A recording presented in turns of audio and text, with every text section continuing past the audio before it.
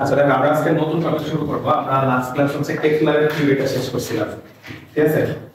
আর তুমি ক্লাসে মিস করছো যারা রেগুলার ভাবে দিয়ে দিচ্ছি দেখে নিও। আমরা আজকের টপিকটার নাম হচ্ছে নিউটনের মহাকর্ষ সূত্র। তো আমাদের বইয়ে এটা ফার্স্টে আছে আর কি, আমরা এটা সেকেন্ডে পড়তেছি। নিউটনের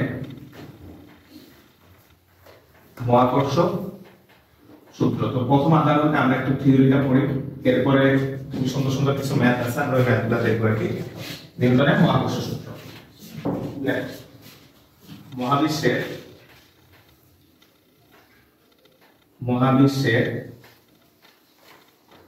প্রতিটি বস্তু কণা একে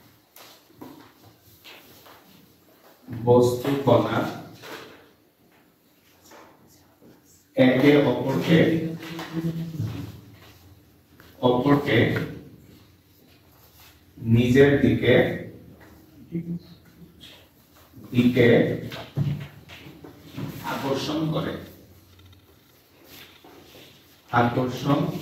মহাবিশ্বের প্রতিটি বস্তু কণা একে অপরকে নিজের দিকে আকর্ষণ করে। এই আকর্ষণ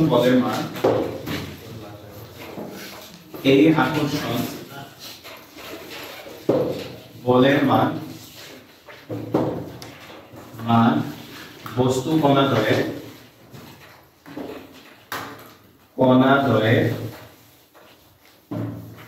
বলের গুণফলের সমানুপাতিক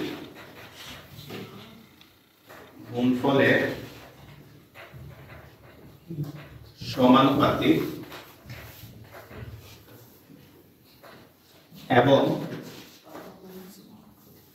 এদের মধ্যবর্তী দূরত্বের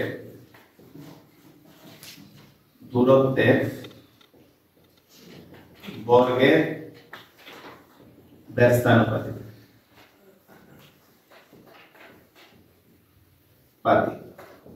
ঠিক আছে? মহাবিশ্বের প্রতিটি বস্তু কণা একে অপরকে নিজের দিকে আকর্ষণ করে। এই আকর্ষণ বলের মান বস্তু কণা দ্বয়ের ভরের গুণফলের সমানুপাতিক, এদের দূরত্বের বর্গের ব্যস্তানুপাতিক। এই বল বস্তু কণা দ্বয়ের সংযোগ সরল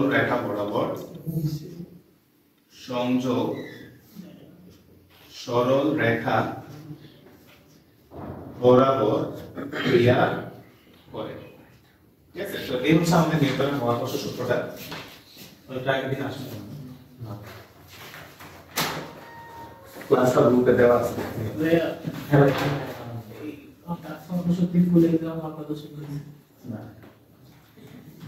এখন এটা খেয়াল করবে, আমরা আজকে থিওরি থেকে অনেক সুন্দর সুন্দর ম্যাথ আছে, আমরা ম্যাথে যাবো, একটু থিওরিটাকে বুঝি। আমরা মনে করলাম এইখানে দুইটা বস্তু কণা আছে, এই বস্তুটার কেন্দ্র হচ্ছে এটার ভর হচ্ছে m1, আর এখানে আরেকটা বস্তু আছে যেই বস্তুটার ভর আমরা ধরে নিলাম হচ্ছে m2, আর এই বস্তু দুটার মধ্যবর্তী যে দূরত্বটাকে আমরা r দ্বারা প্রকাশ করলাম। তাহলে দুটো বস্তুর মধ্যকার দূরত্বটাকে আমরা r দ্বারা প্রকাশ করলাম। তো কেপলারের সূত্র পড়ানোর সময় ভাই একটা ম্যাথ করানোর সময় বলছিলাম যে মহাবিশ্বের যে দূরত্বগুলো মাপা হয় এগুলো অলওয়েজ কেন্দ্র থেকে কেন্দ্র মাপা হয়। তাহলে বস্তু কণা দ্বয়ের কেন্দ্রের মধ্যকার যে দূরত্ব সেটা কত পাইছি আমরা r। তাহলে এই বস্তুটা দেখো এখানে স্পষ্টভাবে বলে দিচ্ছে, দেখো এইখানে স্পষ্টভাবে বলে দিচ্ছে একে অপরকে নিজের দিকে আকর্ষণ করে। অর্থাৎ m1 যে বস্তুটা আছে একে m2 বস্তুটা এই দিকে আকর্ষণ করবে এর তলে, আবার m2 যে বস্তুটা আছে তাকে m1 বস্তুটা তার নিজের দিকে আকর্ষণ করবে। অর্থাৎ দুজনেই দুজনকে সমান বলে আকর্ষণ করবে। অর্থাৎ m2 m1 কে তার নিজের দিকে আকর্ষণ করবে, আর m1 m2 কে তার নিজের দিকে আকর্ষণ করবে। একে অপর বুঝলে দুজন দুজনকে নিজের দিকে আকর্ষণ করবে। তো এই আকর্ষণ বলের মান নিউটনের সূত্র অনুসারে যে এর সমানুপাতিক হচ্ছে m1 m2। উনি ফার্স্টে এটা বলছে, দেখো কি বলছে, এই আকর্ষণ বলের মান বস্তু কণা দ্বয়ের ভরের গুণফলের সমানুপাতিক। তাহলে এর সমানুপাতিক হচ্ছে m1 m2 এবং এর সমানুপাতিক কি বলছে, এবং এদের মধ্যবর্তী দূরত্বের বর্গের ব্যস্তানুপাতিক। তাহলে 1/r আর স্কয়ার। তাহলে দুইটাকে আমরা কম্বাইন করে যদি লিখি তাহলে দাঁড়ায় হচ্ছে সুতরাং f সমানুপাতিক m1 m2 ডিভাইডেড বাই হচ্ছে r স্কয়ার। কম্বাইন করে যদি লেখো যেমন r স্কয়ার বাদ দাও, দেখো m1 আর m2 এর সাথে সমানুপাতিক, m1 m2 বাদ দিলে r স্কয়ার এর সাথে এটা ব্যস্তানুপাতিক। এখন সমানুপাতিক চিহ্নটা উঠাইলে এখানে আসে f ইকুয়াল হচ্ছে g m1 m2 ইনটু হচ্ছে r স্কয়ার। তো এই হচ্ছে আমাদের নিউটনের মহাকর্ষ যে সূত্রটা। তো এখানে আমাদের জিটা ইম্পর্টেন্ট है, এই জিটাকে বলি হচ্ছে আমরা মহাকর্ষীয় ধ্রুবক, ধ্রুবক বা সার্বজনীন ধ্রুবক।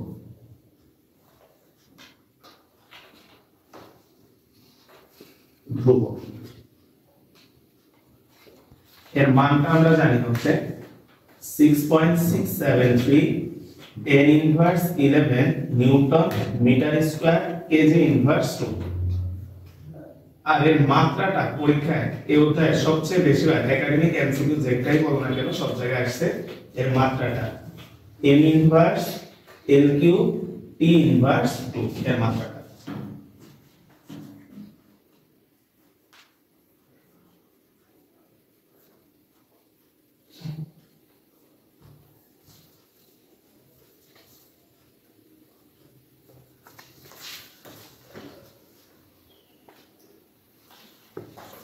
এখন আমাদের পরীক্ষায় আসে এটাকে কেন সার্বজনীন ধ্রুবক বলা হয়। আসলে আমরা এই ব্যাখ্যাটা দেই একে কেন সার্বজনীন ধ্রুবক বলা হয়।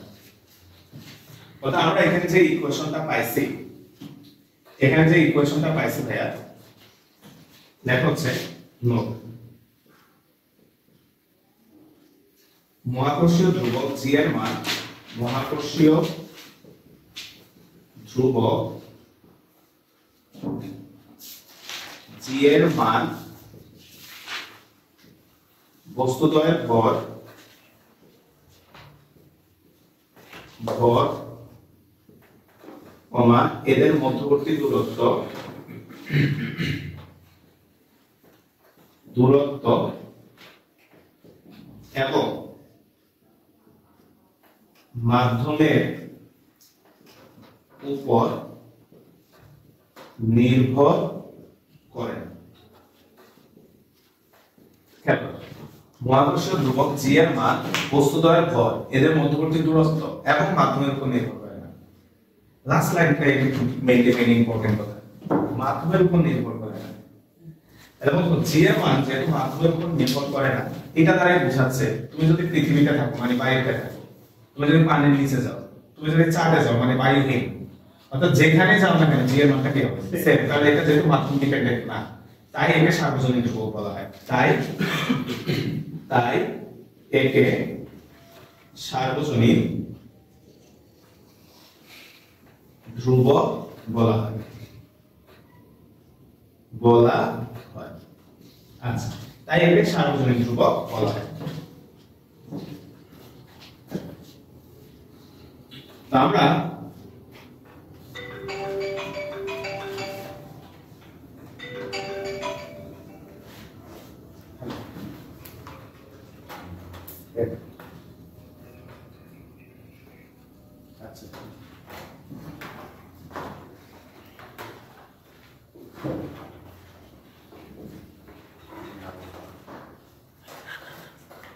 কি রে ভাই আপনি সবথেকে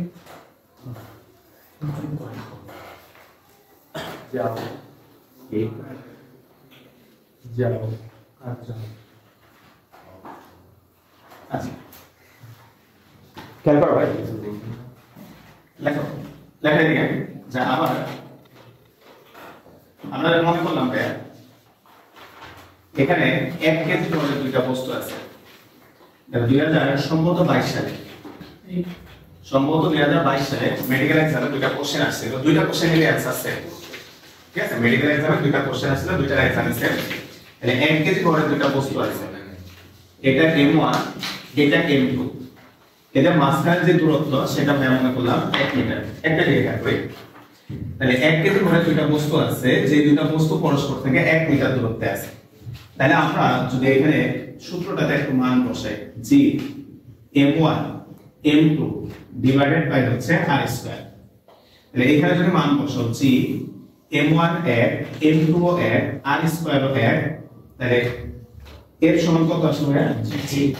তো মেডিকেলে কেন একই বছরে দুইটা প্রশ্নই একই দিতে জানি না। একটা প্রশ্ন দিছে এটা যে 1 কেজি ভরের দুটি বস্তু যদি 1 মিটার দূরত্বে অবস্থিত হয় তাহলে এদের মধ্যকার মহাকর্ষ বল কোনটি অপশনে যাচ্ছিল জি, এটা জিটাই লাগছিল। আর আরেকটা প্রশ্ন জাস্ট দুইটা প্রশ্ন পরে আবার এটা দিছে একক ভরের দুইটা বস্তু যদি একক দূরত্বে অবস্থিত হয় তাহলে এদের মধ্যকার মহাকর্ষ বল কত।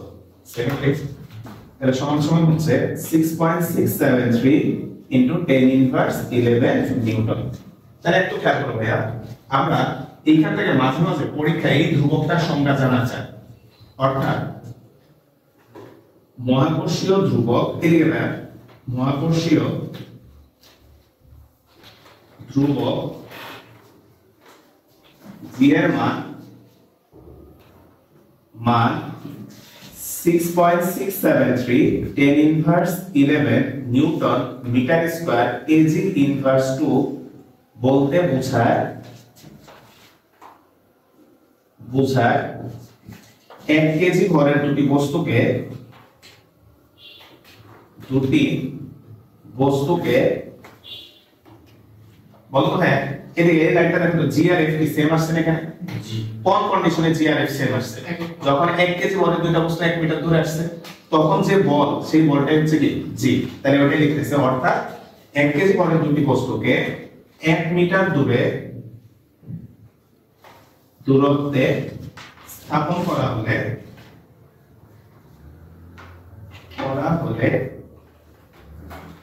এরা পরস্পরকে 6.673 এটা হচ্ছে 10 ইনভার্স 11 নিউটন বলে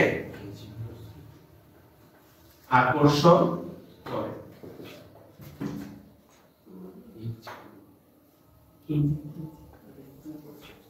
আচ্ছা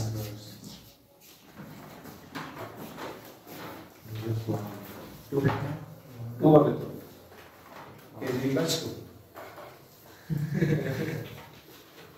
আচ্ছা তাহলে 1 কেজি ভরের দুইটা বস্তুকে আমরা যদি 1 মিটার দূরত্বে স্থাপন করি তাহলে এরা পরস্পরকে এই বলে মানে জি এর যে মানটা সেই বলে হচ্ছে একে অপরকে কি করে আকর্ষণ করে।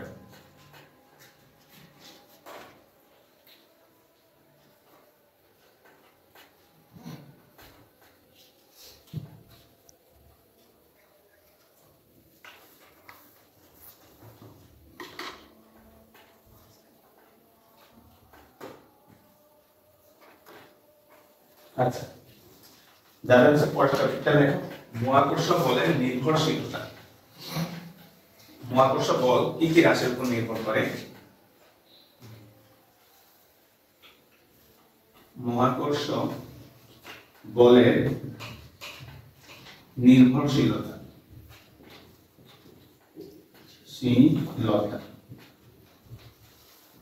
মহাকর্ষ বলটা কি কি রাশির উপর ডিপেন্ড করে?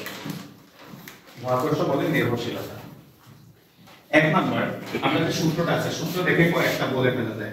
F ইকুয়াল ছিল G m1 m2 divided by হচ্ছে r স্কয়ার। এখান থেকে দেখে কয়েকটা বলে ফেলা যায়। 1 নাম্বার হচ্ছে বস্তু কণাদ্বয়ের বা বস্তুদ্বয়ের ভরের গুণ বলের সমানুপাতিক। 2 নাম্বার হচ্ছে এদের মধ্যবর্তী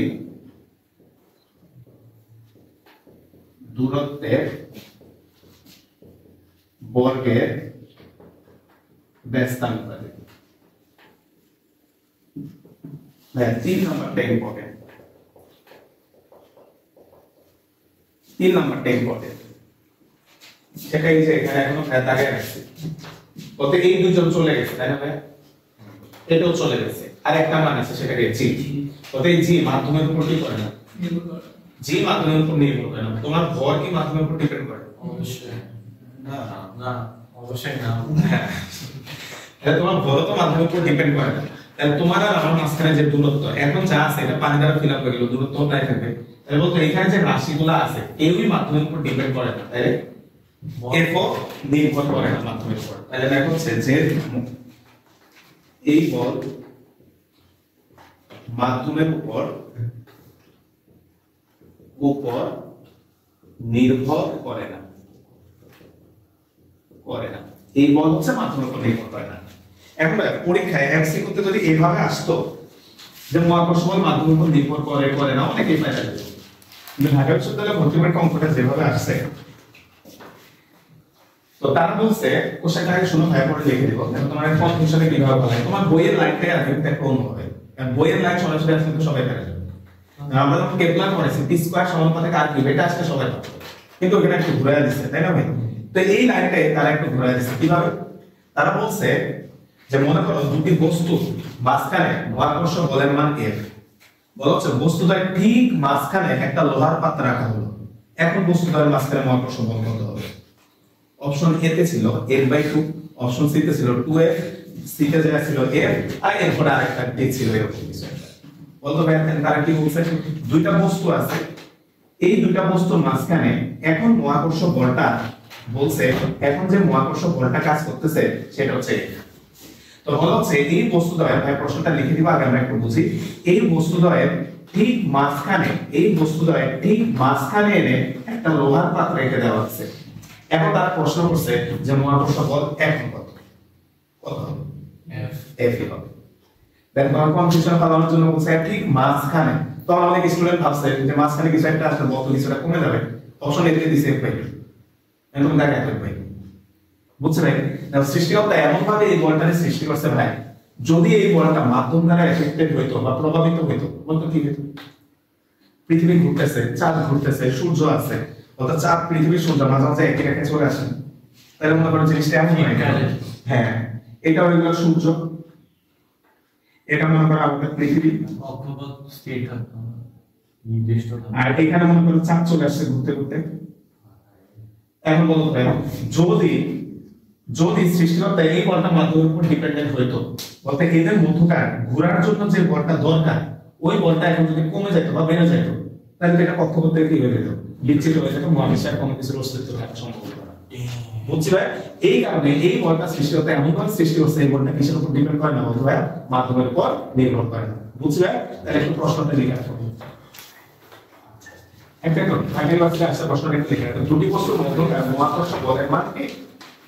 লিখে রাখো প্রশ্নটা, ডি লিখে। দুটি বস্তুর মধ্যকার মহাকর্ষ বলের মান F, লেখো ভাই। দুটি বস্তুর মধ্যকার মহাকর্ষ বলের মান F, দুটি বস্তুর মধ্যকার মহাকর্ষ বলের মান F। অর্থাৎ তুমি যা করো ওইটাই আসবে, কিন্তু একটু রূপ চেঞ্জ হয়ে আসবে। দুটি বস্তুর মধ্যকার মহাকর্ষ বলের মান F যদি বস্তুদ্বয়ের ঠিক মাঝখানে, যদি বস্তুদ্বয়ের ঠিক মাঝখানে, যদি বস্তুদ্বয়ের ঠিক মাঝখানে একটি লোহার পাত রাখা হয়, একটি লোহার পাত রাখা হয়,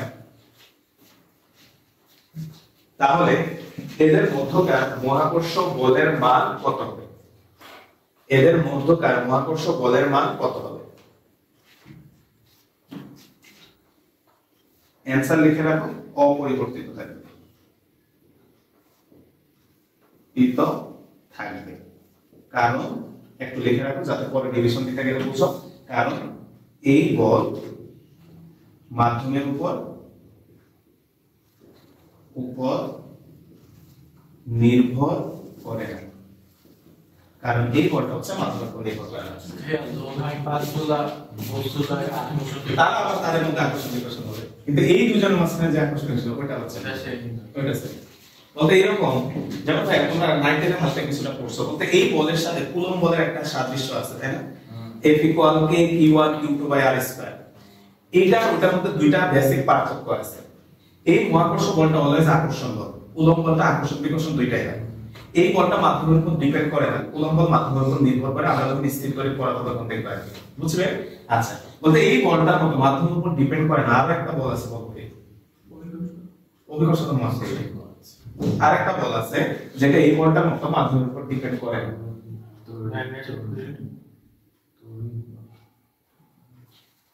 তোমার বান্ধবীর প্রতি তোমার ভালো আছে?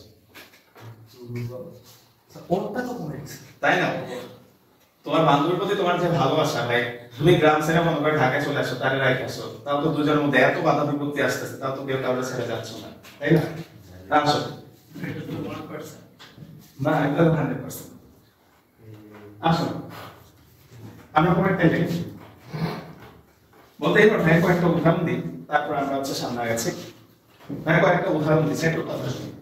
কত সূর্য এবং চাঁদ, সূর্য এবং পৃথিবী, অন্ত সূর্য এবং পৃথিবী দুইজনে দুইজনকে আকর্ষণ করতেছে, কিন্তু মুভ করতেছে কে? পৃথিবী। আচ্ছা, চাঁদ এবং পৃথিবী দুইজনে দুইজনকে সমান বলে আকর্ষণ করতেছে, কারণ নিউটন তো বলছে একে অপরকে একই বলে আকর্ষণ করতে, কিন্তু ঘুরতেছে কে? চাঁদ। পৃথিবীর সাপেক্ষে চাঁদ। আবার এই কলমটা পৃথিবীকে যে বলে আকর্ষণ করতেছে, পৃথিবীও এই কলমটাকে সেম বলে আকর্ষণ করতেছে, কিন্তু ছেড়ে দিলে পড়ে যাচ্ছে কলমটা। তাহলে রুয়েটে 2000 সম্ভবত 12-13 সালে একটা প্রশ্ন আসছে যে কেন এই ঘটনাগুলো ঘটতেছে, তো আমরা ওইটারই এখন একটা ম্যাথমেটিক্যাল প্রমাণ দেব। তো প্রশ্নটা লেখার দরকার নেই, জাস্ট লিখে রাখো রুয়েট। তো তারা এরকম একটা জিনিস জিজ্ঞেস করছিল আর কি, যে কেন ছোট টাইম আমাদের এফেক্টেড হয়। তাহলে ভাই একটু খেয়াল করো, আমরা মনে করলাম এটা হচ্ছে আমাদের ভূপৃষ্ঠ, এটা হচ্ছে আমাদের ভূপৃষ্ঠ, আর এখানে আমরা ছোট্ট একটা বস্তু দেখালাম, এর সমান সমান হচ্ছে বস্তুর ভর, এর সমান সমান হচ্ছে বস্তুর ভর। পৃথিবীর কেন্দ্র থেকে ভাইয়া তার ডিসটেন্সটা আমরা দেখালাম, পৃথিবীর কেন্দ্র থেকে আমরা তার ডিসটেন্সটা দেখালাম এখানে। তাই মাথায় রাখলাম মহাকর্ষীয়, যেহেতু আমরা পড়তেছি মহাকর্ষ উৎকর্ষ, এই অধ্যায়ে সকল ডিসটেন্স কাউন্ট করা হয় সেন্টার থেকে সেন্টারে। যেমন একটা কমন কোশ্চেন স্টুডেন্টের মাঝে মাঝে স্যার অধ্যায় পড়ানোর সময় জিজ্ঞেস করে যে তুমি ভূপৃষ্ঠে দাঁড়ায় আছো, পৃথিবীর সাথে তোমার দূরত্ব কত? স্টুডেন্ট বলে ফেলে 0, কারণ একটা মাটিতে দাঁড়ায় আছে 6400 কিলোমিটার, বুঝলে? মানে আরের সময়, কারণ কেন্দ্র থেকে মাপা হয় দূরত্বটা। তাহলে আমরা সেন্টার থেকে সেন্টার, এবং পৃথিবীর সম্পূর্ণ ভর ধরা হয় তার কেন্দ্রে পুঞ্জীভূত থাকে। তাহলে পৃথিবীর ভরটাকে আমরা দেখাই দিলাম এখানে পৃথিবীর ভর, পৃথিবীর ভর। তাহলে পৃথিবীর ভরটা আমরা দেখাই দিলাম। এখন ভাইয়া কত, এই যে ছোট্ট বস্তুটা আছে, এই ছোট্ট বস্তুটাকে পৃথিবী যে বলে আকর্ষণ করবে, পৃথিবীকেও এই ছোট্ট বস্তুটা কিন্তু সেম বলে আকর্ষণ করবে, পৃথিবীকেও এই ছোট্ট বস্তুটা সেম বলে আকর্ষণ করবে। এখন আসো তো ভাইয়া, আমরা যদি এই মহাকর্ষ বলটা বের করি, ফার্স্ট আমরা যদি বস্তুর জন্য আসি, বস্তুর জন্য, বস্তুর জন্য F ইকুয়াল হচ্ছে G capital M small m divided by হচ্ছে r স্কয়ার। তাহলে বস্তুর জন্য আমরা লিখতে পারি F ইকুয়াল হচ্ছে G m by r square. ভাই নিউটন আবার তার সেকেন্ড সূত্র বলে গেছে যে কোন একটা বস্তুর উপর যদি বল প্রয়োগ করা হয় তার একটা ত্বরণ সৃষ্টি হবে F ইকুয়াল m এ। তাহলে ভাইয়া আমরা এই F এর জায়গায় লিখে দিলাম m স্মল a সমান সমান G capital M small m divided by r square. দুই পাশে তোমার ভর কাটা, তাহলে এখান থেকে আমরা পাচ্ছি হচ্ছে a1 ইকুয়াল হচ্ছে G capital M divided by হচ্ছে r স্কয়ার। এটা আমরা এক নাম্বার দিলাম, অর্থাৎ বস্তুর যে ত্বরণটা সৃষ্টি হচ্ছে সেটা হচ্ছে এটা। এবার যদি আমরা পৃথিবীর জন্য কাউন্ট করি, পৃথিবীর জন্য, পৃথিবীর জন্য, পৃথিবীর জন্য F সমান সমান হচ্ছে G capital M small m divided by হচ্ছে r স্কয়ার। পৃথিবীকে বস্তুটা সেম এক বলে টান দিকে, তো আমরা ধরে নিলাম ম্যাথ করার সুবিধাতে যে এই বলে যে পৃথিবীকে টান দিছে, পৃথিবীর একটা ত্বরণ সৃষ্টি হচ্ছে, সেটাই একটু। তাহলে আমরা এটাকে লিখতে পারি হচ্ছে ক্যাপিটাল M a2 সমান সমান G capital M small m divided by হচ্ছে r স্কয়ার। ক্যাপিটাল M কাটা, তাহলে a2 সমান সমান হচ্ছে G small m divided by হচ্ছে r স্কয়ার। এটাকে আমরা দুই নম্বর ইকুয়েশন দেব। আচ্ছা, একটাকে আমরা একটা দ্বারা ভাগ করে দেব, 1/2 দাও, 1 ভাগ হচ্ছে 2। তাহলে 1 কে 2 দ্বারা আমরা যদি ভাগ করি, a1 বাই a2 সমান সমান হচ্ছে G capital M by r square divided by G small m by r square. তাহলে এখান থেকে কাটাকাটি খেললে থাকে a1 বাই a2 সমান সমান হচ্ছে capital M by small m। এবার ভাই আমাকে একটু ভাইয়া হেল্প করবা, বলতে হবে যেহেতু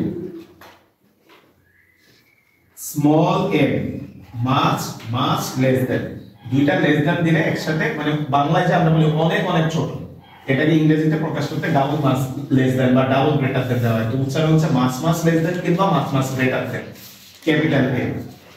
তাই তুমি বলো তো ভাইয়া, এই যে M1 এটা ছিল বস্তুর ভর, আর A1 এটা ছিল বস্তুর ত্বরণ, এটা ছিল বস্তুর ত্বরণ, আর M1 ছিল বস্তুর ভর। তো একটা বস্তুর, আমরা যে পৃথিবীর উপর যারা আছি এদের ভর পৃথিবীর তুলনায় অনেক অনেক নগণ্য।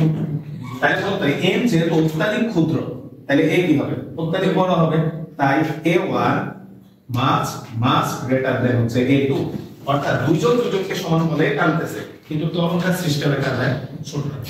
বুঝলে? ত্বরণটা সৃষ্টি হবে ছোট। এরকম ম্যাথ অ্যাডমিশন টেস্টে এটা এইভাবে আসছে, এই প্রমাণটা আসছে যে তোমাকে বলছে কেন ছোটটা, এইভাবে 10 মার্কের কোশ্চেন ছিল। ওই জন্য ভাই স্টেপ বাই স্টেপ করে দিলাম, রিটেন এক্সাম আর কি। বুঝলে? রিটেন কোশ্চেন ছিল। তাহলে এখন হচ্ছে অর্থাৎ ভাই এই লাইনটা একটু দেখো, অর্থাৎ মহাবিশ্বের প্রতিটি বস্তু কণা, মানে ম্যাথ করার জন্য আমরা এই লাইনটা মাথায় রাখবো। বুঝলে? দেখো তাহলে সহজে ম্যাথগুলো মিলাইতে পারবো। অর্থাৎ মহাবিশ্বের প্রতিটি বস্তু কণা একে অপরকে সমান বলে নিজের দিকে আকর্ষণ করলেও, অর্থাৎ মহাবিশ্বের প্রতিটি বস্তু কণা একে অপরকে নিজের দিকে আকর্ষণ করলেও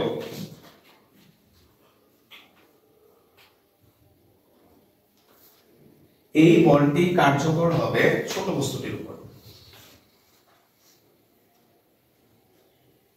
এই বলটি কার্যকর হবে ছোট বস্তুটির উপর। এই কারণে দেখো ছোট বস্তুগুলোর উপরে এই বলটা প্রভাব বিস্তার করতে পারতেছে।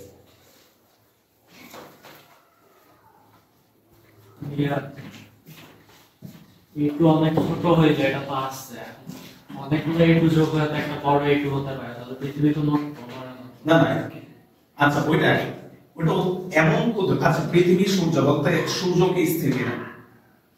না, সবাই সবাই মুভমেন্ট করতেছে। আর এটা এত ক্ষুদ্র, মানে এটা কোনো তার কোনো ইফেক্ট করতে পারতেছে না। যেমন এটা যদি ইফেক্ট করতে পারতো, তুমি নরমালি চিন্তা করো পৃথিবী যে কক্ষপথে আছে, তোমার মাথায় যে প্রশ্নটা আসছে, তাহলে আমরা সবাই মিলে উপর উঠে লাফ মারা পৃথিবীর উপর করলাম, তাহলে অনেকে যদি একসাথে পৃথিবীর উপর সারাদিনই তো পৃথিবীর উপর বাইলিং চলতেছে, এই চলতেছে সেই চলতেছে, তাহলে পৃথিবী কক্ষপথ চুত হয়ে যেতে পারতো। কিন্তু তার ভর এত বেশি যেখানে এগুলো কিছুই না। বুঝলে? এগুলো অত্যাধিক নগণ্য। আচ্ছা এবার আসলে একটা জিনিস বলি। আচ্ছা কি বলতে গেলাম? আচ্ছা সেটাই তো না,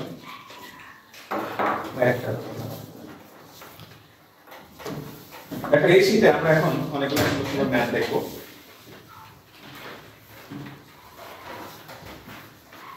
আচ্ছা মনে করছে সেটা হচ্ছে নিউটন তো তার মহাকর্ষ সূত্রটা তার নিজের মতো করে ব্যাখ্যা করছে। তার মানে উনি যে ব্যাখ্যাটা করছে, তুমি আমি এখানে বসে আছি, তোমার আমার মাঝখানে তো মহাকর্ষ বল আছে, তাহলে আমিও তোমাকে আকর্ষণ করতেছি, তুমি আমাকে আকর্ষণ করতেছো, কিন্তু একে অপরের দিকে ছুটে যাচ্ছে না।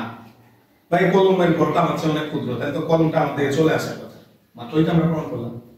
আমি যেহেতু ভারী বস্তু, কলমটা তো হালকা পার্টিকেল, তাহলে কলমটা তো আমার দিকে ছুটে আসার কথা, কিন্তু আসতেছে না। পৃথিবীটা বেশি, অনেক বেশি। আচ্ছা ওরকম না জিনিসটা, সেটা হচ্ছে আইনস্টাইন আবার একটা ব্যাখ্যা করছে অন্যভাবে। ঠিক আছে? আইনস্টাইনের মহাকর্ষ যে সূত্রটা উনি ব্যাখ্যা করছে অন্যভাবে। উনি বলছে আমাদের মহাবিশ্বের পুরাটা হচ্ছে একটা কার্ভের মধ্যে আছে, যে কার্ভটার উনি নাম দিয়েছে স্পেস টাইম কার্ভেচার। সেটা কেন? মনে করে এই কাপড়টা মহাবিশ্বের পুরাটা মনে করে এরকম একটা কাপড় বিছানো আছে, মনে করো। তো এই কাপড়টাকে উনি নাম দিয়েছে কি ভাই? Space time curvature. এগুলো আমাদের সিলেবাস বুক না, জাস্ট একটু শোনো, তাহলে তুমি বুঝতে পারবা যে আসলে কখন এক অপরের দিকে ছুটে যাচ্ছে। তো উনি বলছে এবার তুমি মনে করো তোমার বাসায় একটা বালতিতে এটা নিয়ে টাইট করে বাঁধছো, তাহলে টাইট করে যদি বাঁধো এটা একদম টান টান হয়ে আছে। এবার এখানে একটা ভারী বস্তু রাখলা, অর্থাৎ তুমি যখন এখানে একটা ভারী বস্তু রাখবা এটা এরকম একটা কার্ভ হয়ে যাবে, তাই নাম দিয়েছে স্পেস টাইম কার্ভেচার, কার্ভ হয়ে গেছে। এবার তুমি খেয়াল করো তো আশেপাশে যত ছোট বস্তু রাখবা সবাইকে সে কি করবে? টেনে নিজের দিকে নিয়ে আসবে। বুঝলে? তুমি যদি এইখানে এই বালতির উপরে এবার একটা ভারী গোলক রাখলা, তাহলে সে কিন্তু এরকম একটা শেপ তৈরি করে ফেলবে। এখানে সে কিন্তু এরকম একটা শেপ তৈরি করে ফেলবে, এখানে হচ্ছে সেই ভারী বস্তুটা আছে। এবার তুমি খেয়াল করো তো এখানে যত ক্ষুদ্র বস্তুই রাখবে, যেমনি রাখবে কেন সে কোন দিকে চলে আসবে? ছোট বস্তুটার দিকে, ভারী বস্তুটার দিকে ছুটে চলে আসবে। এবং এই কারণে তোমরা ফেসবুকে বা ইউটিউবে বিভিন্ন ভিডিও দেখলে মহাবিশ্বের বিভিন্ন ছবি কিন্তু এভাবেও দেখায় যে ভারী বস্তুগুলা এই যে এইভাবে হচ্ছে একটা কার্ভ তৈরি করে রাখছে, এখানে ছোট বস্তুগুলা এইদিকে হচ্ছে ছুটে চলে আসছে। বুঝছি ভাই? আসো আমরা আমাদের এবার পড়াশোনায় আসি। সেটা অনেকগুলো সুন্দর সুন্দর ম্যাথ দিছি ভাইয়া এই টপিক থেকে, এগুলো আমরা দেখছিলাম অনেকগুলো সুন্দর ম্যাথ করছি আমরা। তারপর প্রথম যে ম্যাথটা ভাইয়া এটা সহজ একটা ম্যাথ, কিন্তু সিকিউর জন্য ইম্পর্টেন্ট, আমাদের বোর্ড এক্সামে আসে অঙ্কটা, তো সিকিউ লিখে রাখো, এটা বোর্ড এক্সামে আসে কোশ্চেনটা। Question number 1। আচ্ছা কেন প্রথম প্রশ্নটা একটু খেয়াল করো। বলা হচ্ছে একটি মহাশূন্য যান একটি পৃথিবী থেকে, একটি শব্দ টাকা এটা পৃথিবীতে একটি পৃথিবী আবার বলে দিলাম, ঠিক আছে? একটি মহাশূন্য যান পৃথিবী থেকে চাঁদের দিকে যাচ্ছে। তাহলে আমি একটু খেয়াল করো, ছবিটা আমরা আঁকি। তাহলে আমরা মনে করলাম এই পয়েন্টে আমাদের পৃথিবী আছে, এই পয়েন্টে আমাদের পৃথিবী আছে, একটু খেয়াল করি। হ্যাঁ, আর এই পয়েন্টে একটু এদিকে, এই পয়েন্টে হচ্ছে আমাদের চাঁদ আছে। তাহলে এই পয়েন্ট হচ্ছে আমাদের চাঁদ আছে এই দিকে। আচ্ছা, তারপর ধরে নিলাম পৃথিবীর যে ভর সেটা হচ্ছে m1, চাঁদের যে ভর সেটা হচ্ছে m2। আর একটা মহাকাশ যান কোশ্চেন স্পষ্টভাবে বলছে সে পৃথিবী থেকে চাঁদের দিকে যাচ্ছে। কোন একটা অবস্থানে আমরা মনে করলাম এখানে হচ্ছে আমাদের মহাকাশ যানটা আছে, মহাকাশ যান, এটা ধর আমরা মনে করলাম m3, তাহলে মহাকাশ যানটা হচ্ছে আমাদের এই জায়গায় আছে, মহাকাশ যানটা। আচ্ছা, পৃথিবী এবং চাঁদের মাঝখানে যে ডিসটেন্সটা ভাইয়া, পৃথিবী আর চাঁদের মাঝখানে যে ডিসটেন্সটা এটা বলে দিয়েছে d সমান সমান 3.8 10⁸ মিটার। পৃথিবী আর চাঁদের মধ্যকার দূরত্বটা তোমাকে বলে দিয়েছে। মাঝখানে একটু ফাঁকা রাখো, এখানে কাহিনী আছে। এবার তোমরা একটা কথা শুনি, সেটা হচ্ছে ভাই এই যে মহাকাশ যানটা ছোট একটা রকেট বা প্লেন বা কিছু একটা জায়গা ধরো না কেন, বলতে এর ভর পৃথিবীর তুলনায় অনেক কম, এর ভর চাঁদের তুলনায় কি অনেক কম। তাহলে ভাইয়া তুমি একটু তাহলে বলো তো ভাই, এই মহাকাশ যানটা যখন এই দুইজনের সংযোগ রেখার কোন একটা অবস্থানে থাকবে, পৃথিবী চাইবে তাকে টেনে কোন দিকে নিয়ে আসতে? আমরা তো জানি যে বলটা ইফেক্ট হবে আর ছোট বস্তুটার উপর। তাহলে পৃথিবী এই মহাকাশ যানটাকে মনে করলাম এই দিকে টান দিল F1 বলে, যেহেতু মহাকাশ যানের ভর ছোট তাহলে পৃথিবীর দিকে সে বলটা অ্যাক্টিভ হবে, তাহলে মহাকাশ যানটাকে পৃথিবী চাইবে তার দিকে টেনে নিয়ে আসতে। আর চাঁদ তো এই যানের তুলনায় ভারী বস্তু, তাহলে চাঁদ চাইবে একে টাইমে এই দিকে নিয়ে আসতে। এখন ভাইরা বলো তো ভাই, এই দুইটা বল যেহেতু বিপরীত দিকে টাচ করতেছে, কোন একটা মুহূর্তে যদি এই দুইটা বল সমান হয়ে যায়, এই মহাকাশ যানটার উপরে কত হবে বল? 0। এটাই তোমাকে বের করতে বলছে। কোশ্চেনটা পড়ো, কি বলছে? কোশ্চেনটা পড়ো, দেখো কি বলছে। সেকেন্ড লাইনটা, প্রথম লাইনে দেখো, একটি মহাকাশ যান, মহাশূন্য যান পৃথিবী থেকে চাঁদের দিকে যাচ্ছে। পৃথিবী থেকে এমন একটি অবস্থান বের করো যেখানে এর উপর মহাকর্ষীয় বলটা কত হয়ে যাবে? 0। তা আমরা ধরে নিলাম যে পৃথিবী থেকে, আমরা ধরে নিলাম পৃথিবী a বিন্দুতে আছে, চাঁদ b বিন্দুতে আছে, আর c বিন্দুতে মহাকাশ যানটা আছে। তাহলে পৃথিবী থেকে x দূরত্বে এই ঘটনাটা ঘটবে, তাহলে বাকি ডিসটেন্সটা হবে d - x। তোমার মনে পড়ে কিনা ক্লাস 9 এ চিত্রলিতে যে অঙ্কগুলো করছিলাম, ওই অঙ্ক। ঠিক। তাহলে আমরা ধরে নিলাম যে পৃথিবী থেকে x দূরত্বে c বিন্দুতে এই ঘটনাটা ঘটবে। তাহলে প্রশ্ন মতে f1 - f2 ইকুয়াল হচ্ছে 0। ভাই প্রশ্ন তোমাকে বলে দিছে মহাকর্ষ বলটা 0 হবে, কিন্তু আমরা চিত্রে দেখতে পাচ্ছি মহাকাশ যানটার উপর দুইটা বল কাজ করতেছে। তাহলে আমরা জানি একের অধিক বল কাজ করে আমাদের লব্ধি বলটা। তাহলে প্রশ্নে যে বলছে মহাকর্ষ বল 0 হবে, এই কথা মানে লব্ধি বল কি হবে? 0 হবে। তাহলে f1 - f2 = 0, যেহেতু দুইটা বল পরস্পর বিপরীত দিকে। বা তুমি চাইলে উপরে আরেকটা লাইন ছোট করে লিখতে পারো, f net = 0 বা f1 - f2 = 0 বা f1 = হচ্ছে f2। তাহলে তোমাকে দুইটা প্রশ্ন বলতে পারে ভাইয়া, একটা বলে কোথায় এদের মধ্যকার বল 0 হবে, কিংবা কোথায় এদের মধ্যকার বলটা সমান হবে। তাই না? সমান হলে 0 হয়ে যাবে, কারণ এই দুইটা বল অলওয়েজ বিপরীত দিকে আসবে। তাহলে দুইটা প্রশ্ন হয়, কোথায় 0 হবে বা কোথায় সমান। এবার ভাই একটু ছবি দেখে বলো তো ভাই, f1 টা কি? f1 হচ্ছে পৃথিবী আর মহাকাশ যানের মধ্যকার বল। তাহলে এটা আসবে হচ্ছে g capital M, sorry capital M না, পৃথিবীকে আমরা m1 নামে ধরছি, m1 m3/x²। এটা আসবে g m2 m3 divided by d minus x তার হোল স্কয়ার। খেয়াল করো ভাইয়া f2 টা হচ্ছে চাঁদ এবং মহাকাশযানের মধ্যকার বল, আর চাঁদের ভর m2 মহাকাশযানের ভর m3, এদের মধ্যকার দূরত্ব d মাইনাস x, এর দূরত্ব স্কয়ার। কাটাকাটি খেলা m3 m3 কাটা, g g কাটা, m3 m3 কাটা। তাহলে এখানে আমরা পাচ্ছি m1 ভাগ m2 সমান সমান হচ্ছে x square divided by d minus x তার হোল স্কয়ার, বা উপপক্ষে রূপ করে দাও m1 ভাগ m2 সমান সমান হচ্ছে x divided by d minus x। ভাইয়া পৃথিবীর ভর চাঁদের ভর দেওয়া আছে, দেখে আমরা একটু বসাই দিই।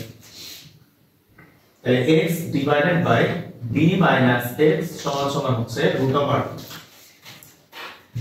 আমাদেরকে পৃথিবীর ভর বলে দিয়েছে 6 × 10⁻24 কেজি, 6 × 10⁻24 কেজি। চাঁদের ভর বলে দিয়েছে 7.4 × 10⁻22। রাইট, রুটের ভ্যালুটা দেখো ক্যালকুলেট করে।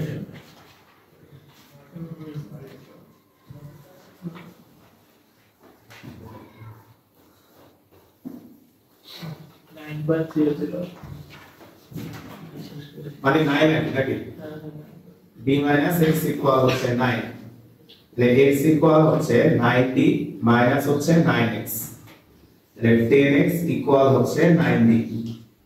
তাহলে আমরা x বের করব 90 ডিভাইডেড বাই হচ্ছে 10, তাহলে 9 d এর মান দেওয়া আছে 3.8 10 to the power 8, 3.8 10 to the power 8 divided by 10। তাহলে দেখো x এর কত আসে,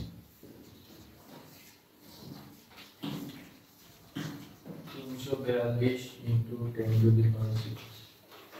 10 টু দি কত 6, আচ্ছা 10 টু দি 8 আছে এই কথা 3.42 10 টু দি পাওয়ার 8 মিটার।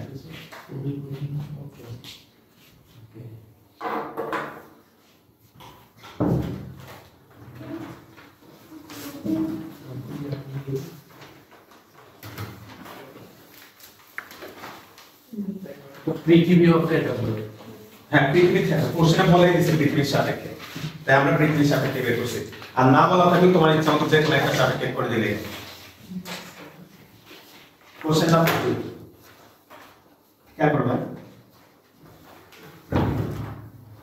বলা হচ্ছে দুটি বস্তুর মধ্যকার দূরত্ব হচ্ছে 20 সেন্টিমিটার, তারা পরস্পরকে 1 × 10⁸ নিউটন বলে আকর্ষণ করে। যদি বস্তু দুটির ভর, এটা একটু ভাই সেট করে দিছি বুঝার সুবিধার জন্য, যদি বস্তু দুটির ভর 5 কেজি হয়, এখানে একত্রে ভর আর কি বলছি, অনেকে এটা আলাদা করে ফেলে আর কি, যে বস্তুর প্রত্যেকের ভর 5 কেজি 5 কেজি, তা না, দুইটার একসাথে ভর হচ্ছে 5 কেজি। এটা না বুঝলেও প্রশ্নে বাকি অংশ পড়লে বোঝা যাবে কি বলছে, প্রত্যেকটি বস্তুর ভর নির্ণয় করা, বুঝবে? তার মানে এখান থেকে স্পষ্টভাবে বোঝা যাচ্ছে যে দুজনের একসাথে ভর কয় কেজি, 5 কেজি। তাহলে দেখো প্রশ্ন মতে m1 প্লাস m2 ইকুয়াল হচ্ছে 5। এখান থেকে আমরা m1 বা m2 যে কোনো একজনের মান বের করে নিলাম, 5 মাইনাস m2। আচ্ছা, আবার f ইকুয়াল আমরা জানি হচ্ছে g m1 m2 divided by হচ্ছে r স্কয়ার। তো তারা তোমাকে দুইটা ইনফরমেশন দিয়ে দিয়েছে এই ম্যাথটার জন্য, তারা দুইটা ইনফরমেশন তোমাকে দিয়ে দিয়েছে। একটা ইনফরমেশন দিয়েছে f এর মান হচ্ছে 1 × 10⁸ নিউটন, আর r এর মান বলে দিয়েছে ওই 20 সেন্টিমিটার, শুরুতে বলছে, তার মানে 0.2। হ্যাঁ, মানগুলো এখানে আমরা বসাই। f এর মান হচ্ছে 1 × 10⁸ সমান সমান g 6.673 10⁻11। m1 এর মানে যে তুমি বের করে রাখছো তাহলে ভাই 5 মাইনাস m2, তাহলে 5 মাইনাস m2 ইনটু হচ্ছে m2 0.2 তার স্কয়ার। ভাই আমরা এইখান থেকে জাস্ট 5 মাইনাস m2 ইনটু হচ্ছে m2 এই মানটা একটু বের করো ক্যালকুলেট করে, যে ভাই বলে কোন জাস্ট এতটুকু মান বের করবে আর কি। তাহলে এটার সাথে এটা গুণ হয়ে যাবে,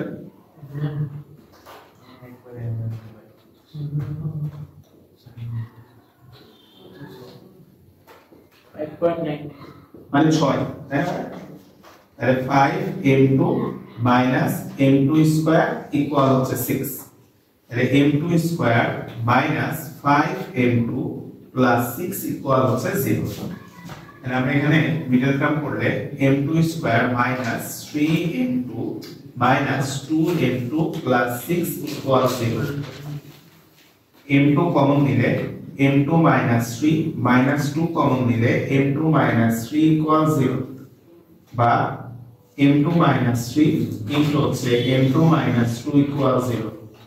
সুতরাং m2 equal হচ্ছে 3 কেজি অথবা m2 equal হচ্ছে 2 কেজি। কত ভর দুইটা একসাথে চলে আসছে বুঝলে না? কত তুমি যদি m2 3 নাও তাহলে m1 5 সরি m2 যদি 3 নাও তাহলে m1 2, আবার m2 যদি তুমি 2 দাও m1 কত 3, তাহলে একসাথে বস্তু দুটার ভর চলে আসছে। তাহলে এখন হচ্ছে সুতরাং বস্তু দ্বয়ের ভর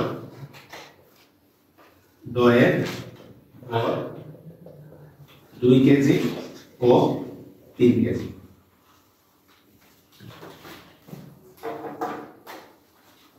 এবার ভাই রিকোয়েস্ট ভাই তিনটা অঙ্ক পরপর ব্যাক করব আর কি।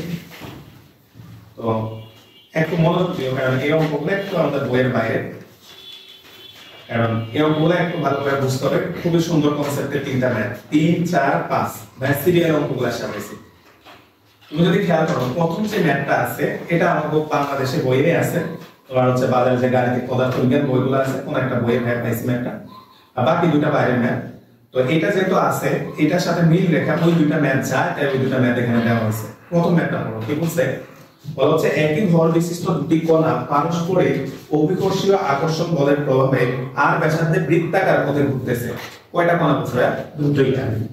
4 নম্বরে যেটা আসছে দেখো, বলা হচ্ছে সমভরের তিনটি বস্তু কণাকে একটি সমবাহু ত্রিভুজের তিনটা শীর্ষবিন্দুতে রাখা আছে, প্রত্যেকের ভর m, ত্রিভুজের বাহুগুলোর দৈর্ঘ্য l, কণাগুলো পারস্পরিক মহাকর্ষ বলের প্রভাবে ত্রিভুজের পরিবৃত্ত বরাবর প্রদক্ষিণ করতেছে। তাহলে দেখো এখানে দুইটা বস্তু করতেছে, এখানে তিনটা বস্তু।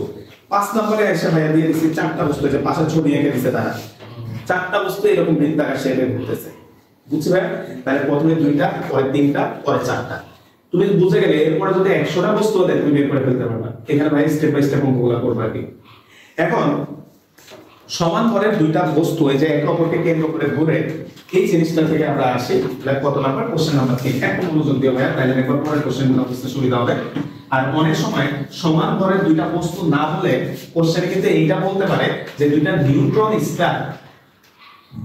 স্টার হচ্ছে এমন দুইটা তারা যাদের ভর সমান এবং তারা পরস্পরকে নিয়ে বৃত্তাকার মধ্যে একটা সার্কুলার অরবিট কমপ্লিট করে। তাহলে নিউট্রন স্টার যদি বলা হয় এই কথা মানে হচ্ছে ওই দুইটা স্টারের ভর কি সমান, এটা মাথায় রাখবেন। এইচএস মানে কি ভাই?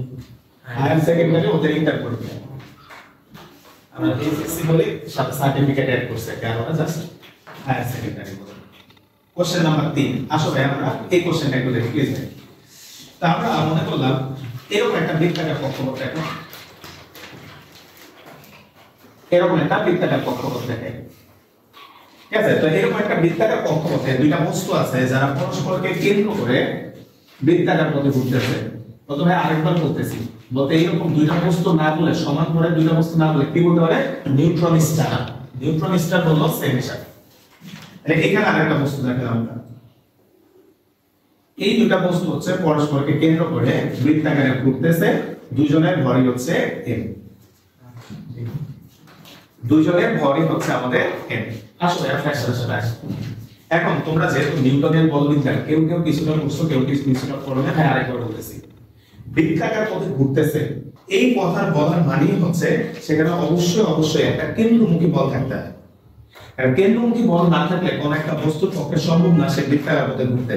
তাহলে দুইটা কোন বস্তু যদি বৃত্তাকার পথে ঘুরে সেখানে অবশ্যই একটা কেন্দ্রমুখী বল প্রেজেন্ট আছে। তাহলে আমরা এটা দেখালাম হচ্ছে কেন্দ্র, তাহলে এটা দেখালাম হচ্ছে আমরা কেন্দ্র। তাই কেন্দ্রের দিকে একটা বল অবশ্যই কাজ করবে, তাই কেন্দ্রের দিকে একটা বল অবশ্যই কাজ করতে হবে বৃত্তাকার পথে ঘোরার জন্য। তাই সেটা হচ্ছে এদের মধ্যকার ক্রিয়াশীল গ্র্যাভিটেশনাল ফোর্স, মহাকর্ষ বল। তাহলে লেখা হচ্ছে কেন্দ্রমুখী বল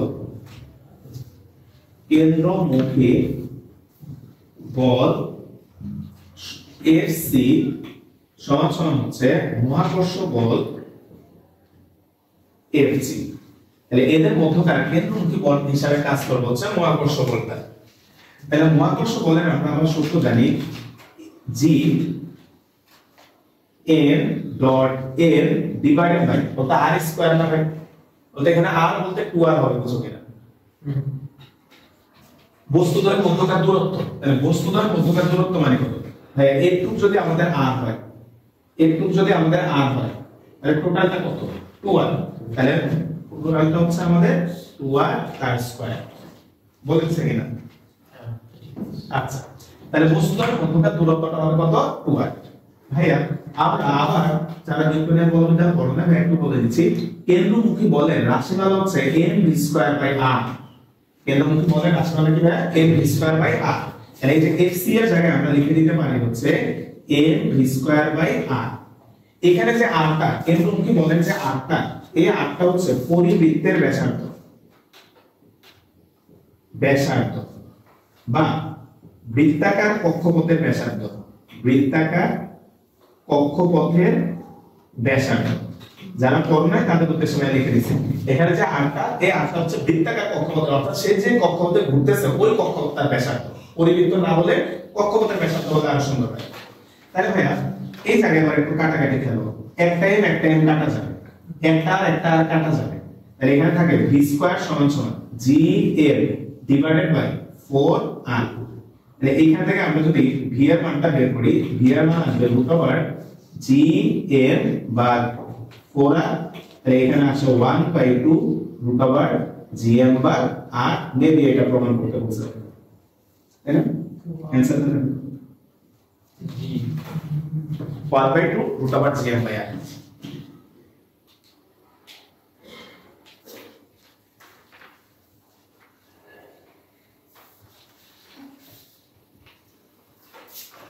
এটা বলতে পরে দুটো বস্তু শুনতে হবে, এটা বুঝলে? হ্যাঁ, আচ্ছা আমরা পরে তাহলে তিনটা বস্তু নিয়ে আসছে তারা। আচ্ছা আমরা তিনটা বস্তু আছে। Question number 4। আচ্ছা কি বলছে আগে প্রশ্নটা একটু দেখি। বলা হচ্ছে সমান ধরের তিনটি বস্তু কণাকে একটি সমবাহু ত্রিভুজের তিনটা শীর্ষবিন্দুতে রাখা আছে।